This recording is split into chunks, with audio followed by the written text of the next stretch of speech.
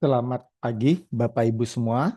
Sekarang kita akan mencoba latihan menggunakan software yang namanya JASP ya. Nah, nanti silakan Bapak Ibu install terlebih dulu JASP-nya di dalam komputer Bapak Ibu. Linknya sudah ada di ULS. Nah, kemudian kita akan coba dengan menggunakan data ya. Nah, data disimpan dalam bentuk CSV ya Bapak Ibu. Ini seperti Excel tapi namanya CSV. Nah, misal kita punya 10 data. Ada responden nomor 1 sampai 10. Kita ingin melihat ya bagaimana jumlah kartu kredit itu sebagai variabel dependen dipengaruhi oleh katakanlah ukuran keluarga sebagai X1, kemudian X2-nya pendapatan keluarga dalam jutaan dan X3 adalah jumlah kendaraan. Jadi kita ingin tahu kira-kira jumlah kartu kredit yang kita miliki itu akan dipengaruhi oleh ukuran keluarga kah, oleh pendapatan keluarga kah, atau jumlah kendaraan. Ya, seperti itu Bapak Ibu. Nah, sebelumnya kita masuk dulu pada JASP. Nah, Bapak Ibu, silakan buka JSP-nya. Ini data JSP-nya. Nah, kita lihat di sini. Kita ambil new data di sini. Bapak Ibu kalau mau input di sini ya silahkan. Tetapi karena tadi kita sudah eh, masukkan di dalam CSV, maka kita akan mencoba mengimport dari JSP. Caranya bagaimana? Kita klik, kemudian open, cari komputernya ya Bapak Ibu. Kita browse. Tadi contohnya datanya ada di PJJ metode riset data JSP. Saya ambil tadi kita mau coba regresi ya. Kita klik, kita open. Nah, kita cek. Oh, ternyata ada 10 responden, jumlah kartu semua sudah terdata di sini. Nah, kita akan mulai dengan uji regresi sederhana. Sebelum uji regresi sederhana dilaksanakan, kita akan melakukan yang ada di dalam halaman 228 buku Bapak Ibu, yaitu melakukan korelasi. Apakah ada korelasi antara keempat variabel ini, satu variabel dependen dan tiga variabel dependen.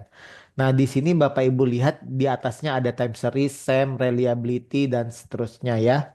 Nah, kalau kita ingin mencari korelasi seperti yang ada di buku halaman 228, kita klik di sini, kemudian kita pilih korelasi. Dia tanya, yang mana yang mau diukur korelasinya kita masukkan semua empat variabel ini kita klik maka dia muncullah koefisien variasi korelasi yang ada seperti di halaman buku saudara Bapak Ibu ya 0,934, 0,01 dan seterusnya. Ini untuk kita melihat korelasi antar apakah ada korelasi antar variabel-variabel tersebut. Yang mana yang kita baca? Yang kita baca adalah p-value. Jadi di sini kita lihat ukuran keluarga itu berkorelasi dengan Y, signifikan dia. Karena nilainya kurang dari 5%, maka H1-nya yang diterima adalah terdapat korelasi antara ukuran keluarga dan jumlah kartu. Nah, bagaimana dengan pendapatan keluarga juga hasilnya lebih kecil dari 5%, ya. Berarti signifikan H1 diterima ada hubungan korelasi antara pendapatan keluarga dan jumlah kartu. Kemudian bagaimana dengan jumlah kendaraan juga nih hasilnya adalah kurang dari 5%. Berarti ada hubungan antara jumlah kendaraan dan jumlah kartu.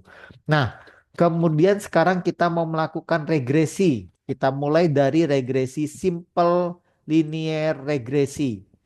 Apa simple linear regresi itu yang ada di dalam halaman 229?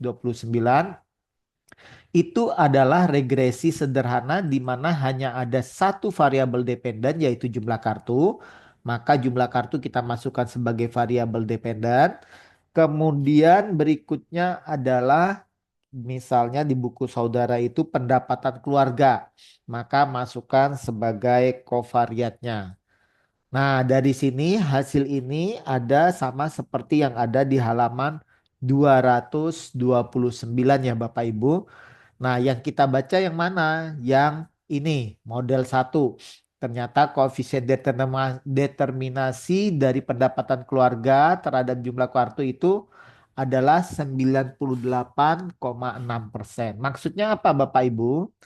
Koefisien determinasi itu menentukan seberapa besar variabel independen, dalam hari ini pendapatan keluarga, mampu menjelaskan variasi dari variabel dependen yaitu jumlah kartu. Ternyata mereka hubungannya kemampuan menjelaskan dari variabel independen itu sebesar 98,6%. Jadi kurang dari 2% itu dipengaruhi oleh faktor lain. Nah, ini adalah eh, R square. R square-nya adalah 97,2. Kalau R ini koefisien korelasi, ini koefisien determinasi. Jadi kemampuan menjelaskan variabel independen terhadap variabel dependen adalah 97,2%. Kemudian ada istilah adjusted R square. Apa itu? Bedanya dengan R square. R square itu R kuadrat. Nah, R kuadrat itu semakin banyak variabel yang kita tambahkan, maka R square akan naik. Sementara berbeda dengan adjusted R square. Adjusted R square itu ketika kita tambahkan satu variabel lagi di sini, belum tentu adjusted R square-nya akan naik. Nah, kemudian kita lihat karena di sini cuma ada satu variabel independen dan satu variabel dependen, maka hasilnya itu adalah sama antara uji F sama uji T.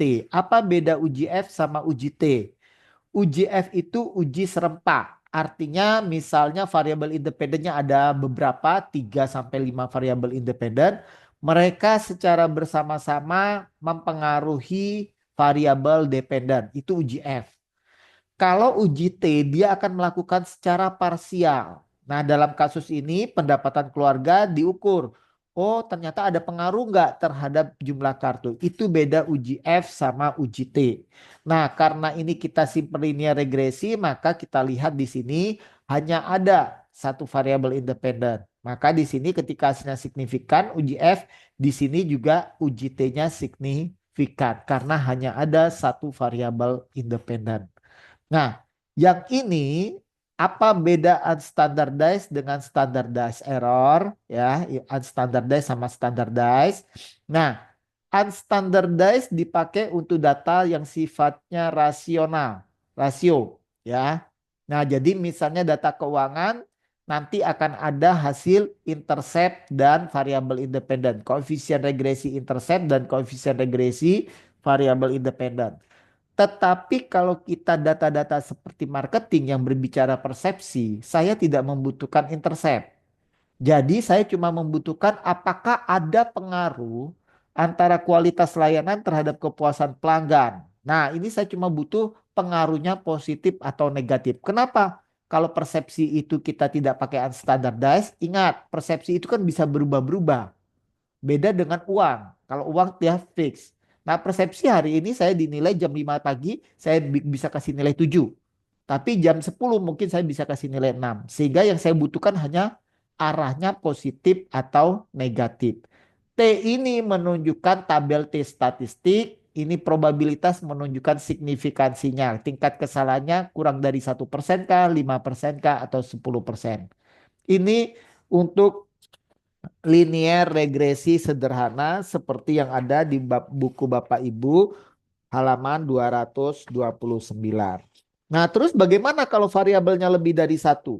Maka itu disebut sebagai regresi berganda. Ya, regresi berganda ini kita variabel independennya lebih dari satu. Nah, kalau regresi berganda kita harus melakukan uji syarat dan asumsi.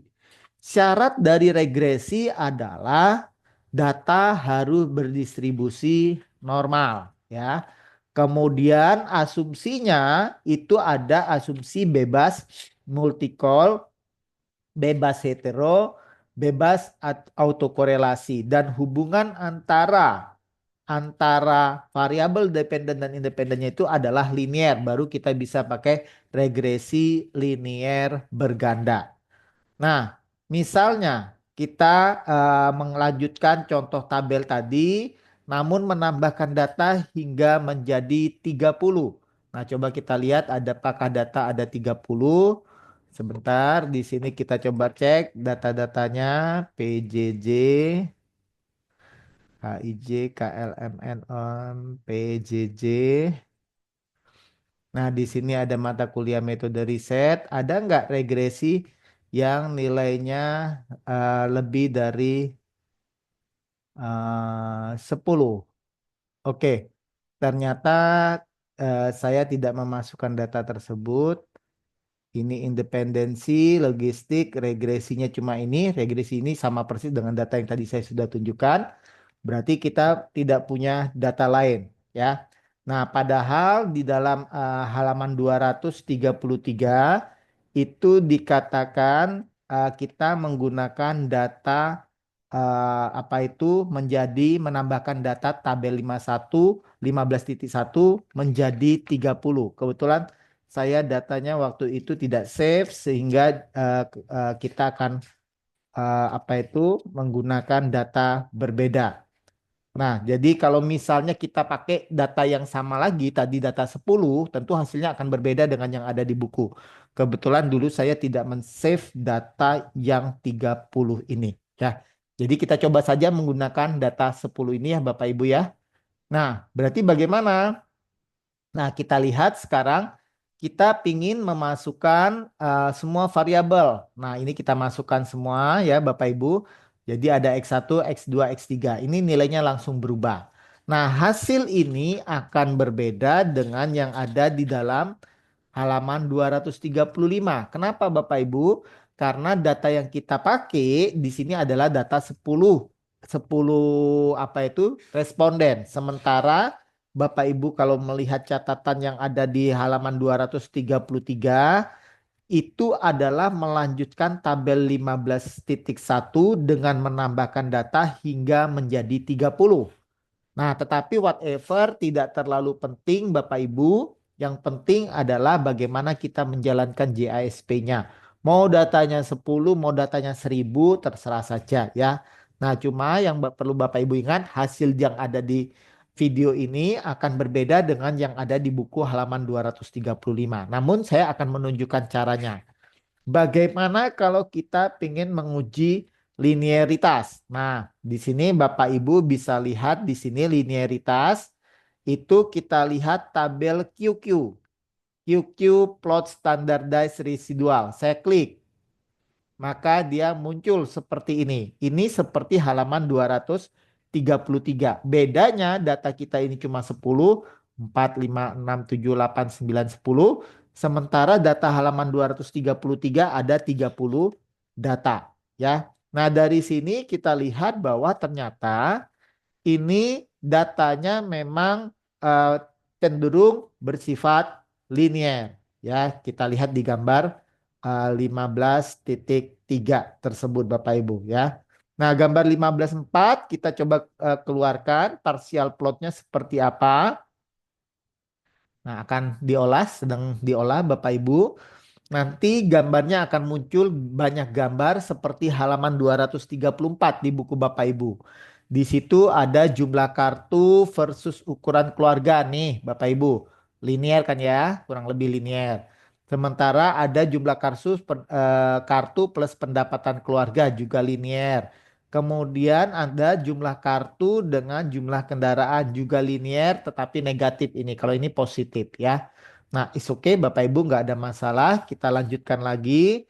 Terus bagaimana dengan kita melihat residualnya? Residualnya kita ingin melihat apakah data ini berdistribusi normal. Nah, kita klik. Nah, kalau data distribusi normal itu bentuknya ada seperti di halaman 235 Bapak Ibu. Nah, punya kita ini nyaris normal. Kenapa seperti ini? Karena ini cuma 10 data Bapak Ibu terlalu sedikit. Tapi kalau dia menjadi 30 data, maka ini dia akan membentuk seperti halaman 235. Nah, kemudian bagaimana kita berarti ini data sudah berdistribusi normal. Bentuk yang bagusnya ada di halaman 235. Kalau datanya besar, dia akan cenderung seperti halaman 235. Kemudian asumsi berikutnya dia bersifat linear juga sudah terpenuhi melalui ini Kiki plot beserta partial regression plot.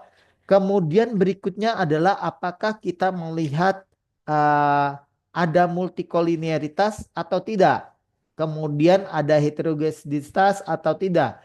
ada autokorelasi atau tidak. Bagaimana caranya? Kita cek model. Model 0 ini tidak ada Bapak Ibu, saya model 0 tidak ada, 0, 0, 0, 0.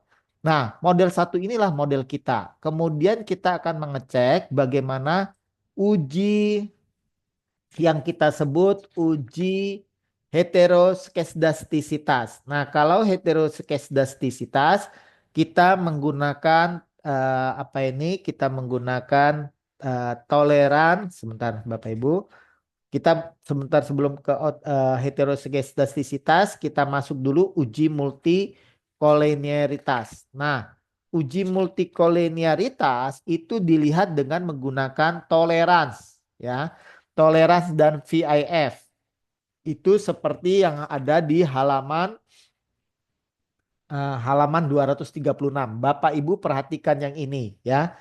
Di sini kita lihat hasil uji toleran, nilai VIF-nya semuanya di bawah 5 berarti terjadi multicol. Kalau di atas 5 berarti tidak terjadi multicol. Nah, dalam kasus ini jumlah kendaraan ini ada multicolnya Bapak Ibu. Berarti kita coba buang jumlah kendaraan ini ya Bapak Ibu ya. Nah, kalau jumlah kendaraan ini ada multicol berarti kita buang ya sehingga hasilnya seperti ini. Nah, kita lihat tinggal pendapatan keluarga sama ukuran keluarga. Nah, dari sini semua nilainya sudah di atas 5, berarti sudah bebas multicol. Kemudian bagaimana melihat autokorelasi? Autokorelasi dilihat dengan menggunakan durbin Watson. Nah, durbin Watson akan muncul di sini nilai durbin Watson. Nah, ini nilai durbin Watsonnya berkisar antara 2,057. Nah, kalau 2,057 Bapak Ibu bisa lihat di buku halaman 236. Nah, di situ kita akan membuat gambar 15,8. Apakah 2,057 itu berada di range yang non autokorelasi yaitu antara DU sampai 4 minus DU yang ada di gambar 15,8 ya. Nah, silakan Bapak Ibu gambar dengan menggunakan tabel Durbin Watson yang ada di halaman 237 di mana jumlah sampelnya 10 berarti dengan variabel independennya 2 berarti DU-nya DL-nya ada di 0,6 sementara DU-nya ada di 1,6 ya. Bapak Ibu cek di gambar 15,9 dengan N sama dengan 10, K sama dengan 2, maka DL-nya 0,69, DU-nya 1,64, kemudian 4 minus DU itu adalah 4 dikurangi 1,6, kemudian 4 minus 0,6 itu adalah kuadran berikutnya seperti yang ada di gambar 15,8. Nah, kita lihat di situ ternyata hasilnya kalau 2 itu sekitar berada dia di eh, kuadran kedua. Nanti coba Bapak Ibu cek sendiri ya. Nah, bagaimana pengecekannya? Itu penjelasannya ada di halaman 236. Nah, terus bagaimana kalau kita melihat apa itu hasil uji F sama uji T-nya. Nah, hasil uji F-nya dilihat dari sini. Hasil uji F-nya ini ternyata Bapak Ibu secara bersama-sama, pendapatan keluarga dan ukuran keluarga akan mempengaruhi jumlah kepemilikan kartu kredit secara bersama-sama. Tetapi secara parsial bagaimana? Kita lihat di sini. Ternyata yang paling berpengaruh itu ada di sini nih, P. Kita lihat P-nya signifikan. Signifikan di bawah 5%. Berarti di sini pendapatan keluarga itu berpengaruh terhadap jumlah kartu kredit ya Bapak Ibu ya. Pendapatan keluarga berpengaruh terhadap jumlah kartu kredit. Sementara bagaimana dengan ukuran keluarga? Hasilnya tidak signifikan lebih besar dari 5%. Karena hasilnya lebih besar dari 5%, maka yang terjadi adalah tidak ada pengaruh dari ukuran keluarga terhadap banyaknya jumlah kartu kredit ya Bapak Ibu ya. Nah, itu cara kita menginterpretasikan. Kemudian koefisien regresinya berapa? Karena ini datanya data apa itu? Nominal ordinal interval rasio, data rasio, maka kita pakai unstandardized karena kita bicara bukan persepsi. Berarti terdapat pengaruh positif 0,3. Jadi kalau misalnya terjadi kenaikan 1 juta pendapatan keluarga, maka probabilitas kenaikan dari jumlah kartu itu akan meningkat sebesar 0,3-nya. Sementara yang ukuran keluarga positif 0,05, sangat kecil sekali sehingga di sini hasilnya tidak signifikan. Terus bagaimana kalau kita ingin melihat heteroskedastisitas? Nah, biasanya kita melihat antara residual, sebentar kita cek di sini. Residual PS predicted kita tampilkan. Bentar akan muncul. Nah, residual PS predicted itu di halaman 235 ya. Kita lihat di situ gambar residual PS predicted di mana residual bersifat homo bila data menyebar di atas dan di bawah garis nol. Nah, ini kita lihat semua bagus ya, menyebar karena datanya terlalu sedikit, 6 di atas, 4 di bawah. Menyebar rata di sekitar garis file ini. Berarti dikatakan ini bebas hetero. Nah, inilah yang bisa kami sampaikan terkait dengan uji regresi sederhana dan regresi berganda seperti yang ada di dalam buku Bapak Ibu mulai dari halaman 227 sampai 238 ya. Oke, terima kasih Bapak Ibu, silakan dicoba ya.